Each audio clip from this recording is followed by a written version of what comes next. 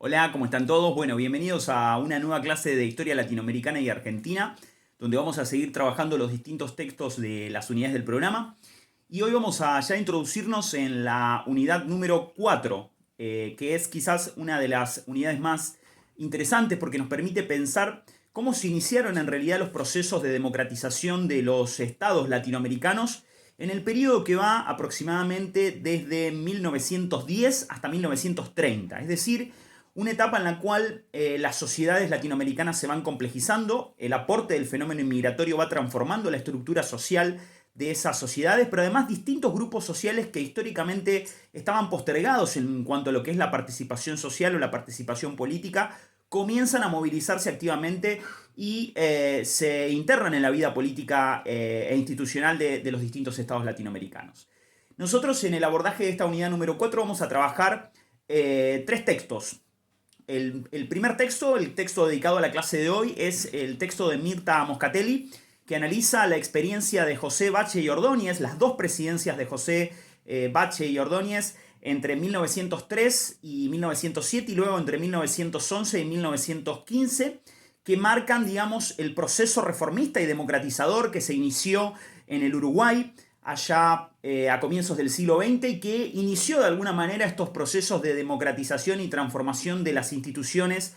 y de los aparatos institucionales de los estados latinoamericanos luego de los momentos oligárquicos, los que vimos en las clases anteriores, aquellos momentos en los cuales una élite, un círculo de notables se hizo cargo de la administración política, social y cultural de los estados, acaparó y achicó la base social y política de esos estados. Bueno, ahora se va a producir un proceso de apertura. Suma en realidad a esta clase decir que esos procesos de apertura tuvieron diferentes manifestaciones. Vamos a analizar tres casos puntuales. Vamos a trabajar con la experiencia del bachismo en Uruguay, vamos a trabajar con la experiencia de la Revolución Mexicana, es decir, de una ruptura institucional por una revolución en 1910 en el caso de México, y vamos a trabajar por último el fenómeno del origen del radicalismo, de la Unión Cívica Radical en la República Argentina, primero a partir de la vía de las rebeliones, es decir, de las insurrecciones revolucionarias, y luego a través de las propuestas de reforma institucional que van a llevar a la ley Sáenz Peña y a la instauración, en el caso argentino, del sufragio universal allá por el año 1912, con la primera elección con sufragio libre a partir de 1916 y la experiencia de las presidencias radicales. Pero nos vamos a abocar primero a la clase de hoy, donde vamos a trabajar con la experiencia del bachismo. El fenómeno del bachismo está directamente vinculado, como dijimos recién, a la presidencia de José Bache y Ordóñez, un importante dirigente político del Partido Colorado uruguayo, allá por comienzos del siglo XX, que desde el propio Partido Colorado, desde el propio corazón de la estructura institucional de poder de los dos grandes partidos del bipartidismo uruguayo, va a iniciar un proceso de reformas democratizadoras y a su vez modernizantes de la estructura estatal y de la propia sociedad y de la estructura económica y productiva del Uruguay de comienzos del siglo XX. Antes de llegar a esas reformas, que obviamente en la clase de hoy, a partir de la lectura del texto de Mirta Moscatelli, vamos a analizar muy someramente, tenemos que hacer un recorrido previo, ¿sí?, de cómo se llega a las reformas bachistas. Y tenemos que decir que el Uruguay siguió un proceso muy similar al resto de los estados latinoamericanos posterior a su independencia, es decir, después de 1830, cuando se da la independencia del Uruguay, lo que tenemos es un proceso de guerras civiles donde se terminan decantando dos grandes tendencias políticas, una tendencia política de un perfil más bien conservador y clericalista asociado al Partido Blanco, que va a configurarse sobre todo con una presencia territorial en el interior del Uruguay, y la configuración de una tendencia, si se quiere, más liberal o progresista asociada al Partido Colorado, que está fuertemente vinculado a una burguesía comercial y portuaria con sede en Montevideo, que va un poco a impulsar las tendencias modernizadoras del Estado uruguayo. De hecho, Bache va a salir, va a ser una figura del Partido Colorado, aun cuando va a intentar reformar las prácticas políticas de ese Partido Colorado. El proceso de guerras civiles en el Uruguay es un proceso que concluye, dice Mirta Moscatelli, allá por 1876, con una experiencia política que se la conoce como el latorrismo o el militarismo, que introduce al Uruguay en un proceso de modernización política y económica. Se configura su Estado, como vimos en las clases anteriores, a la par de de distintos estados latinoamericanos, se produce una fuerte centralización del poder político y una modernización de las estructuras del Estado uruguayo, pero a su vez se inserta el Uruguay en la División Internacional del Trabajo a partir sobre todo de su estructura económica rural y sobre todo ganadera, ¿sí? La actividad privilegiada, si se quiere, en Uruguay se va a dar a partir de el perfeccionamiento de la actividad ganadera, que es un poco el símbolo distintivo de esa estructura productiva. Y eso se va a dar a través de distintas técnicas que van a permitir el mejoramiento genético del ganado, la introducción de nuevas técnicas de cercamiento y también la creación durante ese periodo llamado el militarismo, que va desde 1876 a 1880, de un código rural, que lo que va a asegurar básicamente es la estructura de propiedad territorial fuertemente basada en el latifundio. Es una característica casi distintiva de las sociedades latinoamericanas, ya lo vimos estudiando los procesos anteriores, el latifundio. Y es a su vez un aspecto que el bachismo va a intentar reformar o transformar, porque, bueno, de alguna manera lo asocia a la necesidad de la democratización del acceso a la tierra y de la producción, la diversificación de la producción. Este fenómeno del latorrismo a su vez va a tener como contrapartida la desaparición de un fenómeno típico de América Latina, que es el caudillismo. El proceso de centralización política que se va a dar en Uruguay y se dio en otros estados latinoamericanos va a terminar suprimiendo a los últimos caudillos que representan los intereses del interior, sobre todo aquellos que se oponen a los procesos de internacionalización de la economía y modernización de los estados. En el caso uruguayo está fuertemente marcada la figura de Aparicio Saraiva, que va a ser uno de los últimos caudillos en levantarse en 1897 y en 1902 contra el Estado uruguayo, con la supresión de estos levantamientos de caudillos y con la construcción de un sistema de acuerdos entre los dos grandes partidos, el Partido Colorado y el Partido Blanco, casi un acuerdo, si se quiere, entre las diferentes fracciones de la élite política del Uruguay, la burguesía comerciante del Partido Colorado, propia de Montevideo, y lo que representan las clases ganaderas del interior expresadas en el Partido Blanco, van a celebrar un acuerdo de fracciones de clase. Se va a plasmar eso, por ejemplo, en el hecho de que comparten, hay un principio de coparticipación del gabinete, que es que básicamente el presidente tiene un signo político y el gabinete tiene un signo político distinto, y eso expresa el acuerdo entre estas fuerzas respecto de un modelo de país, que es un modelo de país que estuvo asociado, como ya vimos en el caso argentino, a el modelo agroexportador, ¿sí? En este caso con el fuerte perfil ganadero que estuvimos marcando. Esta experiencia de consolidación del Estado se va a ver alterada o transformada con la irrupción de una figura política desde dentro del sistema, y esta es la particularidad. Cuando nosotros estudiemos el caso mexicano nos vamos a encontrar que en realidad la transformación del Estado mexicano se produce por una disrupción externa, una revolución que además va a tener un alto componente social. En el caso uruguayo, quien inicia el ciclo de reformas políticas es un dirigente político que posee a su vez un periódico que intenta contribuir al crecimiento de la cultura política y democrática del Uruguay, que es José Bache y Ordóñez. Es un dirigente político del Partido Colorado, que parte de un diagnóstico político muy claro, y el diagnóstico político es que es necesario democratizar no solo a las instituciones políticas y partidarias del Uruguay, sino a la institucionalidad toda, y trasladar ese proceso de democratización desde el plano de lo político e institucional al plano de lo social y de lo económico. De hecho, el texto que nosotros trabajamos, el texto de Mirta Moscatelli, habla de la propuesta del bachismo, democracia social y democracia política, ¿sí? Una experiencia de democracia real. ¿Qué queremos decir con esto? Que una de las primeras reformas que va a impulsar Bache y Ordóñez en sus dos presidencias, la presidencia que va desde 1903 a 1907 y desde 1911 a 1915, va a tener que ver con una transformación institucional, que tiene distintos pliegues. Por un lado, una transformación de las estructuras políticas y partidarias. Va a intentar reformar el Partido Colorado, sustraer al Partido Colorado de esta política de pacto con el Partido Blanco, de casi coparticipación o distribución del poder, y democratizar el proceso de elección interna dentro del propio Partido Colorado. ¿Qué quiero decir con esto? Que va a excluir a ese círculo de notables, esa élite que de alguna manera seleccionaba los mecanismos políticos para excluir a actores sociales o a funcionarios públicos, y le va a comenzar a dar relevancia a la base militante de las organizaciones políticas, sobre todo aquellos que tienen injerencia en el nivel territorial, creando lo que nuestra historiadora llama los clubes seccionales o las asambleas partidarias, es decir, un grupo de clubes políticos que en el territorio del Uruguay van a empezar a tener injerencia en la vida orgánica partidaria interna del Partido Colorado. No conforme con esto, va a intentar plasmar una reforma de carácter institucional. Esa reforma de carácter institucional, que la vamos a ver al final, va a tener que ver con la transformación de la participación política de los ciudadanos en la vida activa. De hecho, el programa de Bache y Ordóñez va a estar marcado por dos lemas, ¿sí? Muy vagos, muy generales, pero en definitiva dos lemas que son muy significativos para entender los procesos políticos de esta etapa y que son parecidos incluso a los lemas del radicalismo, el radicalismo argentino. ¿Cuál es ese lema? El lema es libertad electoral y elecciones honestas. Es decir, lo que se busca es una democratización del proceso político, el establecimiento del sufragio universal como un modo de transparentar la acción y el ejercicio político de las instituciones del poder, en el caso del Uruguay, la exclusión de los caudillos, porque se concibe a los caudillos como contrarios al ejercicio de la vida democrática, se los concibe como un instrumento incluso de la violencia política, y la eliminación de este principio de pacto o de coparticipación con otros partidos para básicamente garantizarse con un círculo de notables la distribución del poder.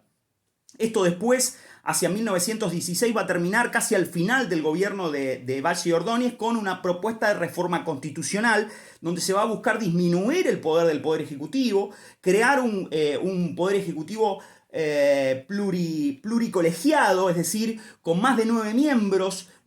que se van eligiendo casi de manera rotativa, y eso va permitiendo que no exista centralización política o un autoritarismo que sea contrario al espíritu de la democratización social y política que Bache pretende realizar. Sin embargo, esto que se plantea desde el plano político tiene sobre todo un fuerte correlato desde el nivel social, porque en el nivel social va a proponer una reforma que va a tener su base sobre todo en revitalizar el rol del Estado en su relación con las clases que se conciben históricamente desfavorecidas. Es decir, va a tener lo que se denomina una política de concertación y mediación por parte del Estado, sobre todo en relación a los sectores populares, los sectores medios, los sectores obreros y el rol de la mujer. El rol de la mujer va a cobrar un rol particularmente activo, va a ser reconocida como ciudadana y como un actor civil clave en el proceso político durante el bachismo.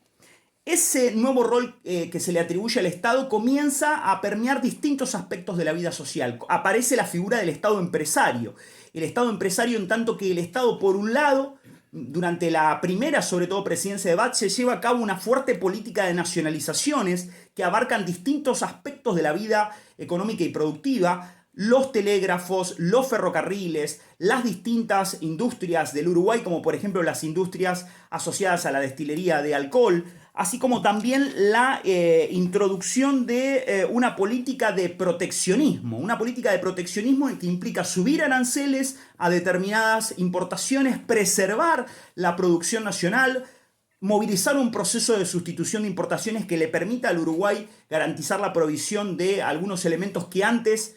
importaba para consumo interno, y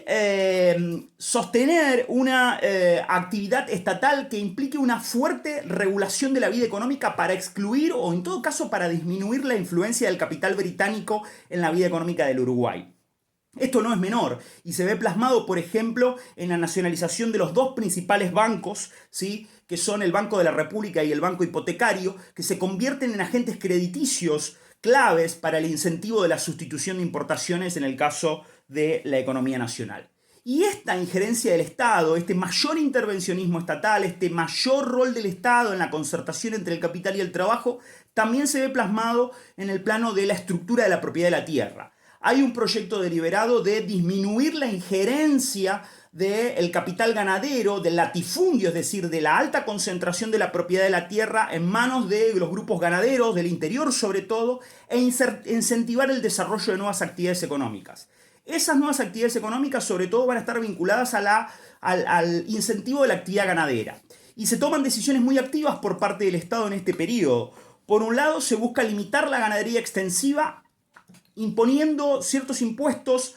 o tributos a el latifundio o a lo que es las tierras ociosas, pero a su vez una política activa, deliberada de incentivo de la recuperación productiva para la agricultura de las tierras fiscales, es decir, aquellas tierras inertes del Estado que ahora van a ser destinadas a la actividad agrícola para lograr compensar, ¿sí?, el peso que tiene la ganadería en la economía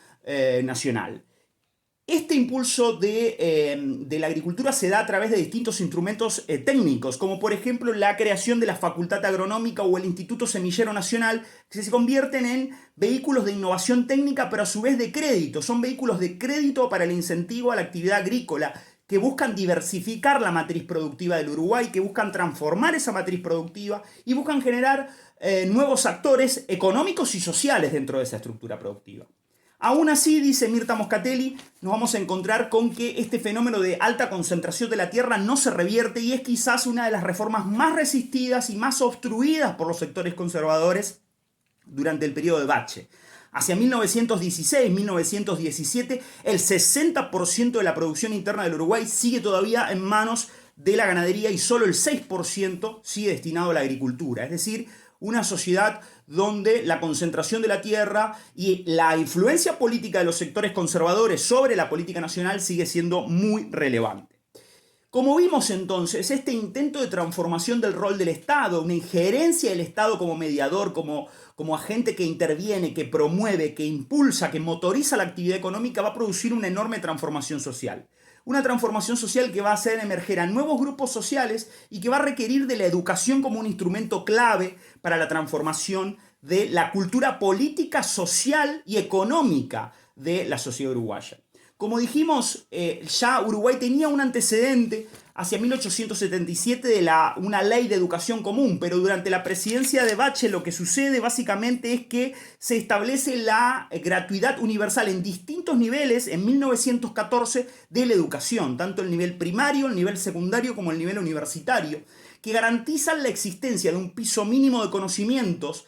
que le permiten a ciudadanos de distintos grupos sociales, de distintos estratos sociales, incorporarse verticalmente a esa sociedad, capacitarse técnicamente y comprometerse políticamente. Porque la reivindicación del sufragio universal por parte de Valle y Ordóñez está asociado a la necesidad de una educación cívica muy activa. Se necesita instruir, formar en una cultura democrática a los ciudadanos para que esos ciudadanos se impliquen críticamente en la vida nacional y puedan hacer ejercicio político de sus facultades y sus capacidades a través de la democracia y las instituciones democráticas. Pero a su vez se plantea la necesidad de universalizar el acceso a la educación, sobre todo a las mujeres. Se concibe a la mujer como un sujeto económico y un sujeto político. Se le da protagonismo. Primero se la libra de algunas ataduras típicas de la institucionalidad fuertemente influida por el clericalismo anterior. De hecho, en 1913 se sanciona la ley del divorcio. Uruguay es uno de los primeros países de América Latina en sancionar una ley de divorcio por mera iniciativa de la mujer. Esto hace que la mujer tenga mayor autonomía en el ejercicio de sus capacidades económicas o civiles. Pero a su vez se sancionan una serie de leyes que extienden la educación secundaria y reconocen el derecho de la mujer al acceso al sistema educativo. Esto de alguna manera lo que permite es convertir a la mujer en un sujeto económico, social y productivo. La transforma en un agente de movilización social, reconoce a la mujer como parte del sistema político y de alguna manera la concibe como una ciudadana activa, a pesar de que no se le están reconociendo los derechos políticos, como por ejemplo el derecho al sufragio, ¿sí?, que recién se está universalizando en la categoría de los varones. La mujer empieza a desempeñar un rol político activo en el caso del Uruguay. Para cerrar, de alguna manera, lo que concibe este proceso, que es un proceso que ha tenido aspectos en los que ha podido avanzar, quizás en algunos planos desde el sentido del rol de intervención estatal mucho más profundo, como por ejemplo en el caso de la legislación obrera. A medida que el Estado va interviniendo en la actividad económica productiva, va concediendo derechos, se conceden los derechos a la pensión, al retiro, a la jornada laboral de 8 horas, y además el Estado regula, media la relación entre los trabajadores y los patrones.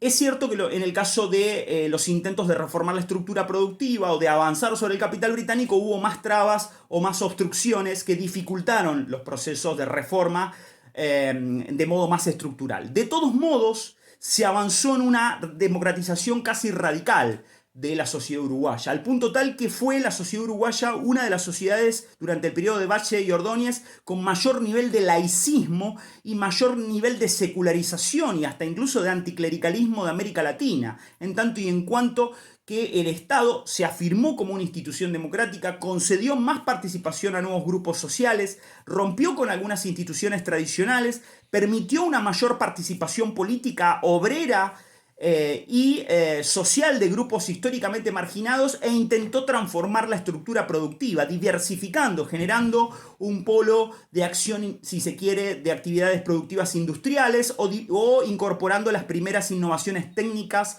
y de conocimiento asociadas a la expansión de la agricultura, que aunque fue menor, implicó una incidencia en la estructura productiva y social del Uruguay de ese periodo. Sintetizamos esto diciendo que, como dice Mirta Moscatellis, el baschismo se propuso crear un hombre nuevo, un hombre y una mujer nueva, que estuvo asociada a un conjunto de valores, ¿sí?, que no tuvieron que ver con una reivindicación del patriotismo, sino más bien con una suerte de nacionalismo universalista. Ser uruguayo, si bajo el periodo del baschismo se concebía o se adhería a ciertos valores universales como la democracia política y social, la justicia y el equilibrio entre los distintos grupos sociales y el ejercicio de la soberanía política, que se logra a partir de la capacidad que tienen los estados soberanos de controlar sus propias actividades económicas. Esa fue la concepción, y fue una concepción más bien universalista, porque de hecho se trató de un fenómeno que no se reivindicó en sí como nacionalista, sino que más bien se reivindicó como reformista y que adhirió a ciertos conceptos universales que se pueden asociar a los conceptos típicos del liberalismo del siglo anterior, pero con una concepción fuertemente social, reformista, desde lo social y desde lo cultural. Eso es todo, espero que les haya servido y como siempre nos encontramos en la clase siguiente. Cualquier duda, cualquier consulta que tengan me la pueden consultar por este medio o por donde les resulte conveniente. Muchas gracias.